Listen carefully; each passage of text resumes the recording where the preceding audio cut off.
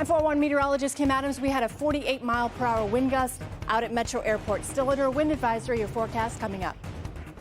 Also, first at 4, Michigan flags lowered on the anniversary of the Oxford school shooting. We are going to share the story of a healing mission for student survivors. It was paralyzing fear. Like there was nothing, like I felt stuck.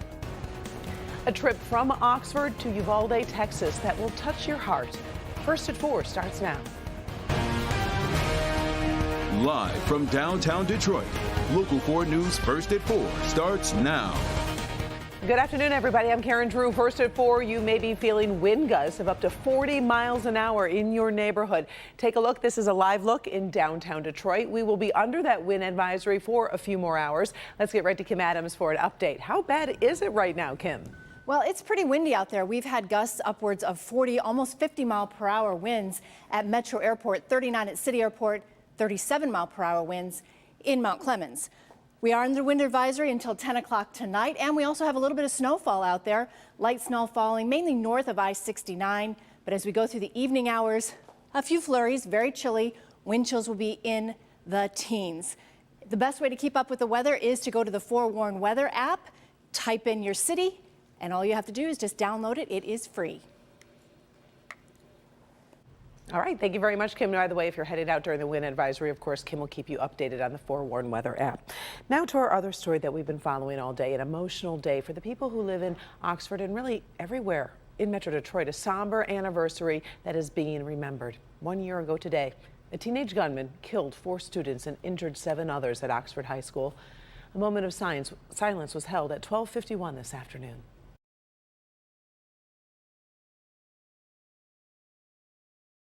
Was over downtown Oxford to mark the moment when the shooting started 1 year ago. Today is being called Wildcat Remembrance Day. Classes were canceled, giving students time to do public service or perhaps spend time with friends and family. The community pausing to remember Anna St. Juliana, Justin Schilling, Madison Baldwin, and Tate Meir. 4 promising young lives cut far too short. Our thoughts are with their families, those hurt, and really everyone who endured the tragedy. Governor ordered the flags on public buildings to be flown at half-staff to mark the milestone. These flags were lowered outside of the city center in Warren as communities throughout Metro Detroit show solidarity with Oxford. And during this year of healing, many Oxford students have looked for ways to help others. Some were inspired to reach out to another community that suffered its own school shooting tragedy just 6 months after the heartbreak here in Michigan. So they traveled to Uvalde, Texas, where an elementary school was attacked in May. Our Sandra Ali went with them. And Sandra, this is really a touching gesture. Oh, yeah, very, very touching, Karen. You know, everyone we spent time with on that trip to Texas, no matter really who it was, students, teachers, parents, they all emphasized one important thing. They said they wanted to focus on the future instead of dwelling on the past. And the same goes for the families we talked to from Uvalde. So she was able to narrowly escape through a window. At 10 years old, Caitlin Gonzalez survived the deadliest school shooting in Texas history. What does she tell you at night? Is she scared to be alone? She's scared of the dark. She's scared to be alone. What have the last couple of months taught you, Gladys? To be grateful for our blessings. Uvalde is a long way from Oxford, Michigan. In this small, mostly Latino town deep in the heart of South Texas, the massacre is now part of the history of this community, much like it is in Oxford. I know it's hard for me a lot of days, and it's like these kids have their lives ahead of them.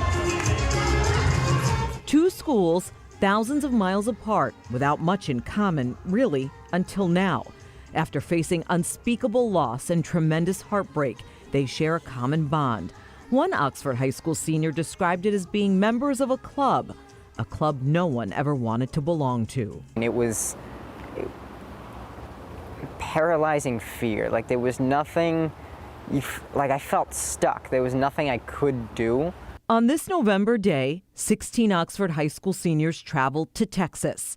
The mood somber when they first went to visit Robb Elementary, a building now set to be demolished. So hard seeing like all the memorials and just thinking about like the same thing happen at our school. On the plane, they carried with them mementos from Oxford. They made this wreath as a symbol of hope and healing.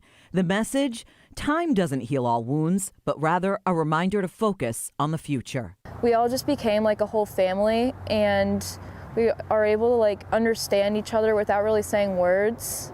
We went to like the memorial at Rob, and we all just like, we were all silent and just like silent understanding. We just all like understood like what was like going through each other's heads, and that there were no words necessary really. This is all really about survivors embracing each other. If you ask students what this past year has taught them, you'll get a variety of answers. But the most obvious is they know they're all stronger together. Oxford students wanted to do something for families in Uvalde, the way people from around the country rallied around them at a time when they needed it most. It creates a drive, a sense of drive in you that you were helped by others, so you want to go and help these children, especially since they're children. It just, their smiles and like when they got their blankets. It started with a simple idea, make blankets for the families to comfort them. But that gesture grew into something so much more. While playing soccer, painting each other's faces, and dancing, these boys and girls bonded with a celebration of life instead of loss. Two groups of children who likely would have never met, brought together by tragedy. And, you know, no one really knew what to expect before heading down there. Obviously, we understood and expected that there would be a lot of emotion, but what really stood out to a lot of us was the unexpected joy that the children experienced when they all finally had a chance to really connect and spend time together. And Karen, I know you saw the smiles on their faces. It was really very touching to see right there in person. Unexpected, right? I mean, Very. you don't, in the situation, you're not thinking that joy is going to come out of that, but it's a little comforting. And this started with a graduate from Oxford High. Right, Zoe Teray, who we've introduced you to before, she had this idea to do something. She wanted to pay it forward. She kind of partnered up with a group of other Oxford students, those seniors who we interviewed, and they all got together and wanted to do something, and they really did. They made it happen. I really give them credit. That's a big deal. All right, thank you, Sandra. Appreciate it. Well, there is much more to come as we take a look back and also a look ahead on this somber anniversary. At 5, the parents of Tate Meir and Justin Schilling share how they want their children to be remembered. Then at 5:45, I'm going to take you inside the landmark case against the parents of the shooter, the charges that they face, also the national implications. Then at 6, we focus on school safety, how much money is really being spent to protect our children, and also the challenges seeing the changes in our schools. In other news today, many of you may have had to reroute your morning commute because of this messy semi-truck crash happened at I-696 in Telegraph. Now, the truck crashed into the median on eastbound 696 in Southfield. The crash caused coiled steel to just roll onto the westbound side, blocking 3 lanes. State troopers closed much of the freeway for a time, but things are back to normal tonight. So that's some good news if you are on your way home.